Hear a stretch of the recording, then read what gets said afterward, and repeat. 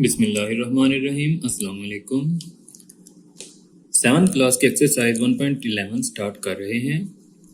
Question 1 है right ratio in simplest form. In questions में हमें रेशोज दी हुई हैं और हमें उन्हें सिंपल फॉर्म में लेके आना है। रेशो का मतलब होता है दो क्वांटिटीज को कंपेयर करना। वो दोनों क्वांटिटीज जिनको हम कंपेयर करना चाह रहे होते हैं उन दोनों को सेम होना चाहिए। एक जैसी क्वांटिटीज हों तो उन्हें हम रेशो में कंपेयर कर सकते हैं, और अगर वो डिफरेंट हो तो हम उन्हें कंपेयर नहीं कर सकते। रेशो में लिखी हुई पहली वैल्यू का नाम यानी जो पहली वैल्यू है जैसे 15 है उसे हम एंटीसीडेंट बोलेंगे और दूसरी वैल्यू को हम कॉन्सिक्वेंट बोलते हैं।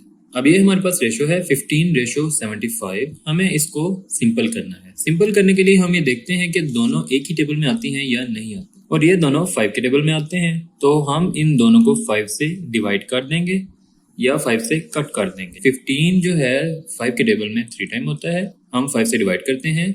5 3 टाइम 15 और 5 15 टाइम 75 होता है। अब ये दोनों नंबर भी एक ही टेबल में आते हैं और वो है 3, तो हम इन दोनों को 3 से डिवाइड कर देंगे। तो 3 1 टाइम 3, 3 5 टाइम 15, और इसके बाद अब ये और कट नहीं हो सकता, तो ये इसका सिंप्लीफाइड यानी सबसे सिंपल आंसर जो है वो यही होगा 1 और 5, 1:5 इसका आंसर होगा। सेकंड पार्ट में दो फ्रैक्शंस दी हुई हैं और उनको हमें रेशो की फॉर्म में सिंप्लीफाइड फॉर्म में लेके आना है। रेशो जो है वो बेसिकली डिवाइड की ही एक फॉर्म है। जहां पर भी रेशो हो हम उसे डिवीजन भी कह सकते हैं, या फिर हम उसे रेशो को फ्रैक्शन में चेंज कर लेते हैं। अगर हमारे पास a/b है तो हम उसे a/b या फिर a/b इस तरह से लिख सकते हैं। ये तीनों एक ही बातें हैं। अगर वो रेशो है तो हम उसे फ्रैक्शन या डिवीजन की फॉर्म में लिख सकते हैं। इसी चीज को हम यहाँ पे यूज करेंगे कि ये हमारे पास रेशो है, उसे हम डिवीजन बना लेते हैं, यानी 2/15 डिवाइडेड बाय 3/5, यानी रेशो को डिवीजन में। और फिर जब इस डिवीजन को मल्टीप्लाई में चेंज करते हैं तो ये जो सेकंड वैल्यू होती है इसका रेसिप्रोकल ले लेते हैं, और रेसिप्रोकल का मतलब होगा कि नीचे वाली वैल्यू ऊपर और ऊपर वाली वैल्यू नीचे आ जाएगी, यानी ये 5/3 बन जाएगा। फिर हम इसकी कटिंग करेंगे, और कटिंग हमें इसको ऊपर नीचे करनी होती है। सामने हमें मल्टीप्लिकेशन करना होती है और इधर से नीचे वाली उधर से ऊपर वाली वैल्यू की कटिंग हो सकती है। यानी अगर आप देखें तो 15 और 3 सेम टेबल में आते हैं, लेकिन ये दोनों सामने लिखे हैं, इनकी कटिंग नहीं हो सकती। ये नीचे लिखा है और ये ऊपर लिखा है, तो इन दोनों की कटिंग हो सकती है। यानी 15 और 5 की कटिंग कर सकते हैं। 5 1 टाइम 5, 5 3 टाइम, और फिर उसके बाद इन दोनों को मल्टीप्लाई कर लें। यानी यहाँ पर ये 1 टाइम आया तो 2 1 टाइम 2 और 3 3 टाइम 9। उसके बाद इन दोनों को देखेंगे कि ये सेम टेबल में आते हैं या नहीं आते, तो ये दोनों तो किसी सेम टेबल में नहीं आते, तो हम फिर इसे वापस, यानी जैसे हमने देखा है कि ये अगर फ्रैक्शन है तो वो रेशो की फॉर्म में भी आ सकता है, तो ऐसे ही ये फ्रैक्शन है तो हम इसे रेशो की फॉर्म में लिखते हैं, तो 2:9 इसका आंसर होगा। Next part 1/16 ratio 25/8। इधर भी वही करेंगे, इस रेशो को हम डिवीजन में चेंज कर देते हैं, और जब डिवीजन को मल्टीप्लाई बनाएंगे तो इसका रेसिप्रोकल आएगा जो कि 8/25 बनेगा।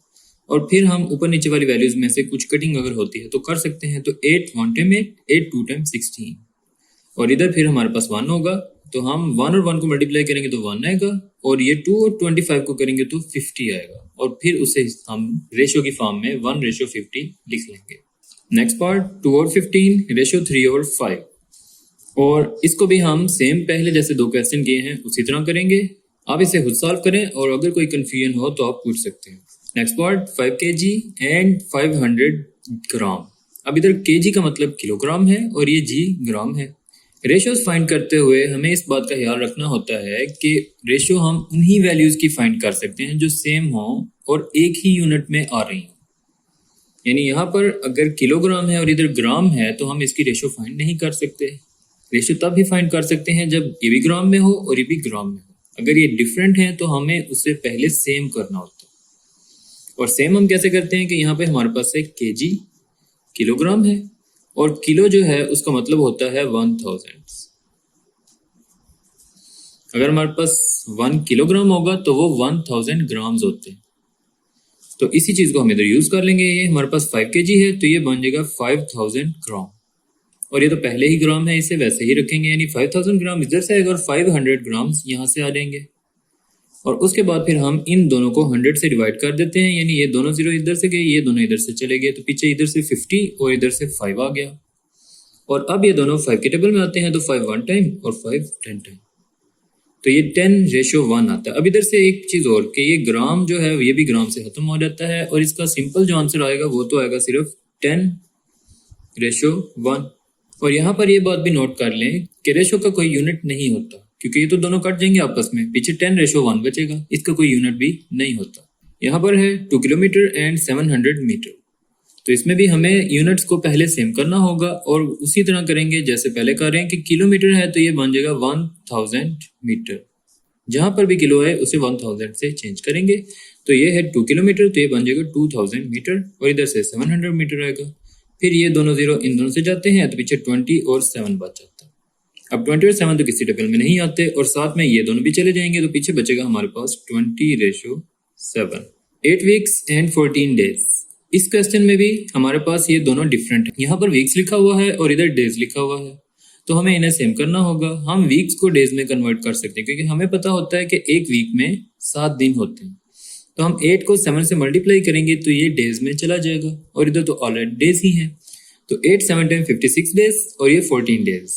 अब हम इन दोनों को सेम टेबल में चेक करेंगे कि किस टेबल में आते हैं, तो ये दोनों 2 के टेबल में आते हैं, तो 2 28 टाइम एंड 2 7 टाइम, ये दोनों की कटिंग हो जाएगी। और फिर दोनों 7 के टेबल में भी आते हैं, तो 7 4 टाइम 28 एंड 7 1 टाइम 7, और फिर हमारे पास जो इसका आंसर आएगा वो आएगा 4:1। Next part 240 minutes and 2 hours. इधर भी हमारे पास यूनिट्स डिफरेंट हैं, यहाँ पर मिनट्स लिखा है, इधर आवर्स लिखा हुआ है।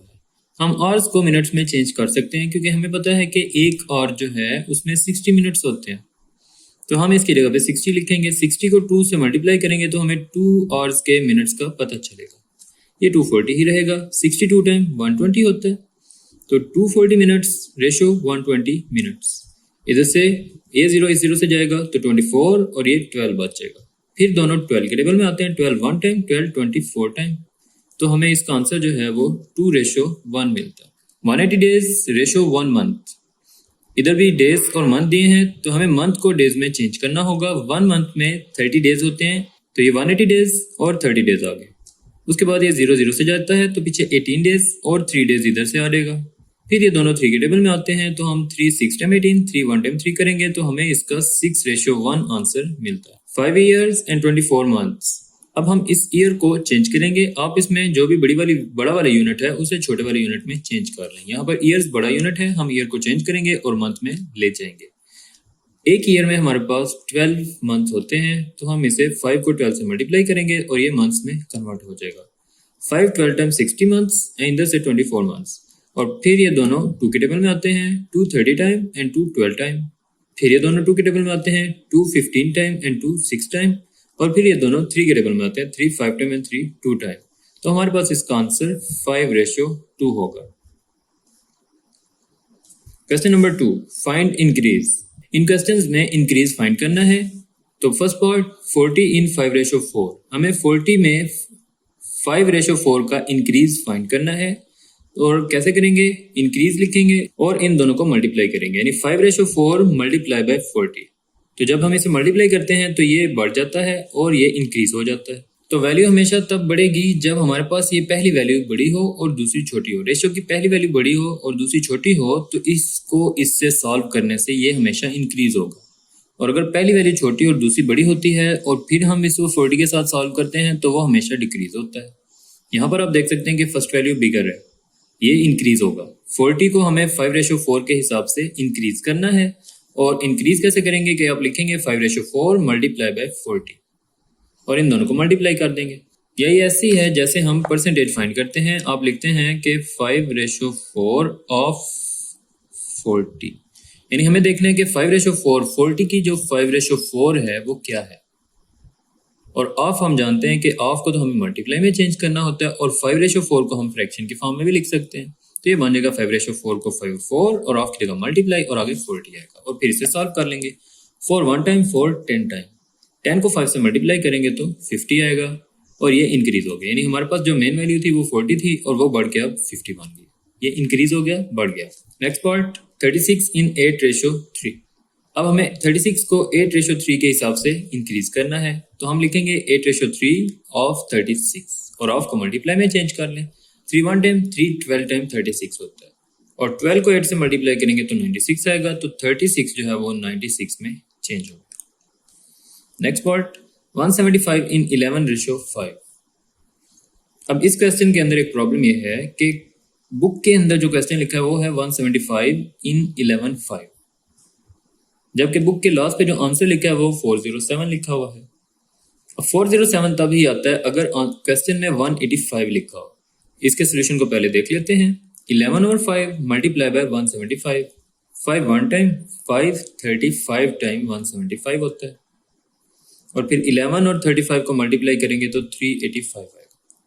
लेकिन अगर हम क्वेश्चन को थोड़ा चेंज कर लें और इसे 185 बना लें और फिर इसे सॉल्व करें तो उससे हमें वो आंसर मिल जाएगा जो बुक की बैक पे लिखा हुआ है, वो 407 लिखा हुआ है।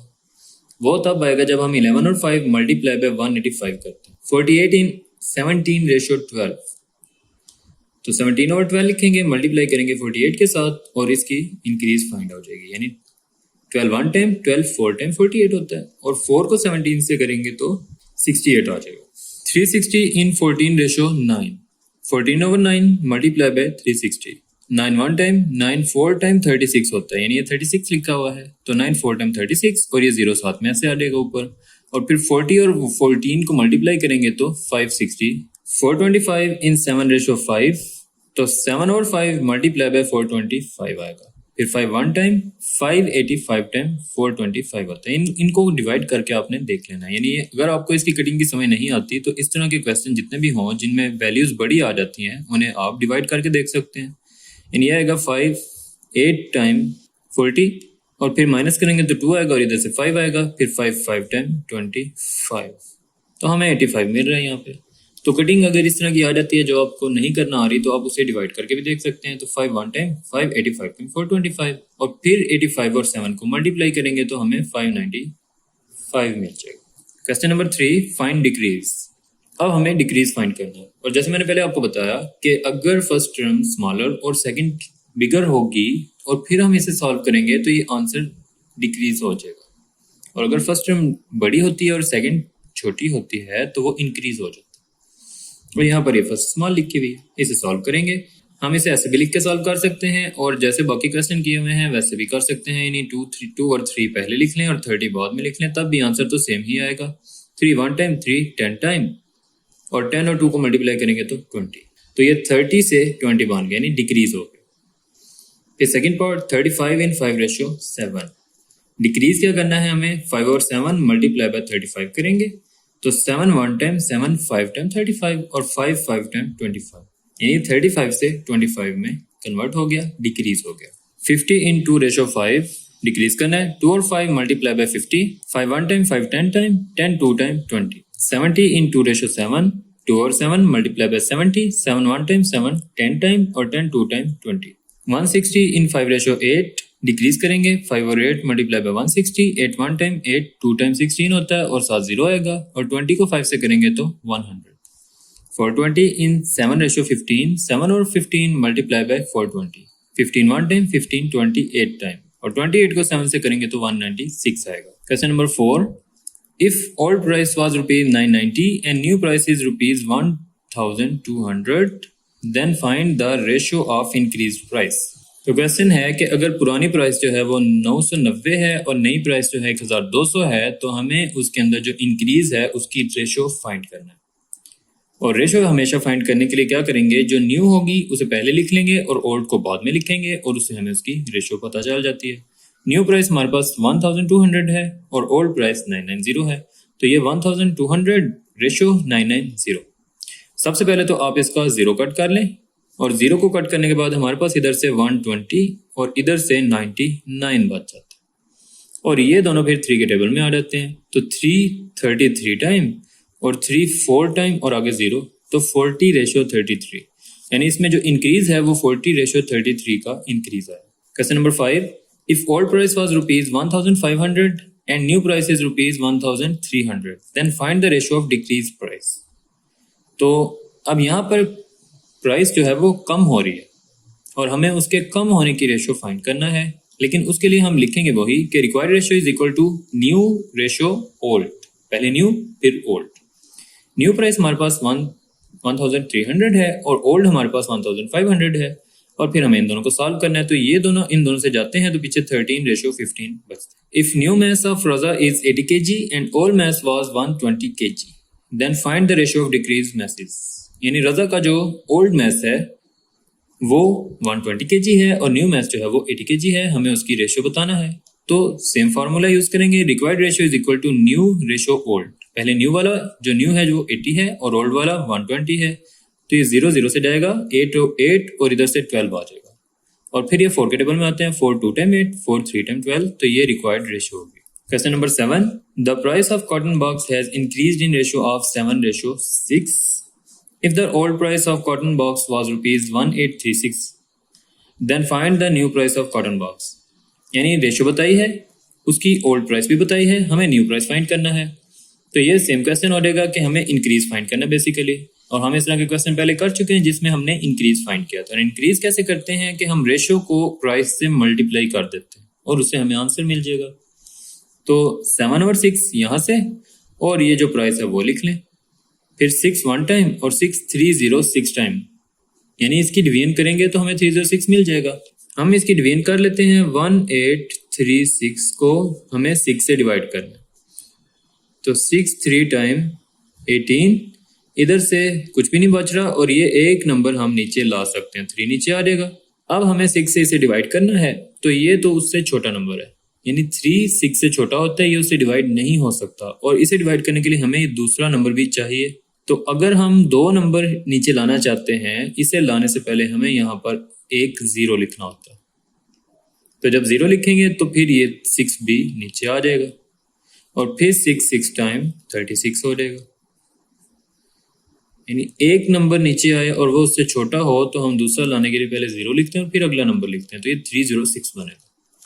तो यहाँ पे 306 आ गया, और 306 को 7 से मल्टीप्लाई करेंगे तो 2142, तो ये इसकी न्यू प्राइस है। Question number 8, the height of Ali increased in ratio of 11:6 and the height of Ali was 1220, then what will be the new height। यानी अली की जो पहली हाइट थी वो इतनी थी 1220 सेंटीमीटर, वो बढ़ गई, रेशियो बताई हुई है, हमें इंक्रीज फाइंड करना है। तो इंक्रीज वैसे ही आएगा, पहले ये लिखेंगे रेशियो और मल्टीप्लाई कर देंगे उसकी हाइट के साथ। तो उसमें क्या होगा कि 6 और इसकी कटिंग करते हैं, ये 2 के टेबल में आता है, 2 3 टाइम और 2 6 10 टाइम, और फिर इन दोनों को मल्टीप्लाई करेंगे तो हमें इसका आंसर ही मिल जाएगा, जो कि क्या है 6710, और डिवाइडेड बाय 3, और जब इन दोनों को डिवाइड करेंगे तो 2237 सेंटीमीटर मिलता है। और इस क्वेश्चन में भी ये प्रॉब्लम मौजूद है कि आंसर जो बुक की बैक पे लिखा है वो लिखा है 2277, जबकि जो वैल्यूज क्वेश्चन में दी हैं उससे तो 2237 आता है। तो अगर आप इसे फिर भी सेम आंसर लाना चाहते हैं तो आपको इस क्वेश्चन की कुछ वैल्यू थोड़ी सी चेंज करना चाहिए। इधर है 1220, अगर आप उसे 1242 से सॉल्व करते हैं तो फिर हमें वो आंसर मिलता है जो बुक की बैक पे लिखा हो, और अगर हम क्वेश्चन में दी हुई वैल्यूज को सॉल्व करते हैं तो उससे हमें ये आंसर मिलता है। तो जिस तरह भी आप करना चाहें, वैल्यू या तो क्वेश्चन की वैल्यू चेंज कर लें तो बुक वाला आंसर ले आए, या फिर जो क्वेश्चन में वैल्यूज दी हैं उससे ये आंसर ले आए। आप जानते हैं कि बुक तो अभी इसी साल आई है और इस वजह से इसके अंदर काफ़ी सारे प्रिंटिंग मिस्टेक्स मौजूद हैं। तो होपफुली कि नेक्स्ट ईयर्स में जब बुक जो है उसके न्यू एडिशंस आएंगे तो उसमें ये करेक्शंस वगैरह हो जाएंगे। Question number 9, मोहसिन्स mass was 140 kilograms. If he reduces his mass in the ratio 6:7, then find new mass। यानी उसने अपना mass कम किया है, हमें वो डिक्रीज फाइंड करना है। हम रेशियो को उसके mass से मल्टीप्लाई करेंगे, 6/7 मल्टीप्लाई बाय 140, 7 1 टाइम 7 2 टाइम, और ये 0 साथ में आ गया। तो 20 को 6 से करेंगे तो 120 kg, तो उसका 140 से 120 kg mass हो गया। Question number 10, Ahmad mass was 140 kilogram and reduced his mass to 112 kg। यानी पहला mass 140 है, न्यू mass 112 हो गया, यानी ये डिक्रीज हो गया है। In what ratio did Ahmad reduce his mass, तो हमें बताना है कि किस रेशियो में mass जो है वो डिक्रीज हो रहा है। तो रिक्वायर्ड रेशियो कैसे आती है कि न्यू रेशियो ओल्ड करने से, न्यू है 112 और ओल्ड है 140, तो हम इसकी कटिंग करते हैं। तो पहले अगर हम 2 से कटिंग करेंगे तो 256 टाइम होता है और 270 टाइम होता है। फिर हम इसकी 2 से कटिंग करते हैं तो 228 235, और फिर हम इसकी 7 से करते हैं 7 4 टाइम और 7 5 टाइम, तो ये 4/5 आएगा हमारे पास, और ये इसका आंसर है। एक्सरसाइज कंप्लीट हो गई है, अपना ख्याल रखिएगा, अल्लाह हाफिज़।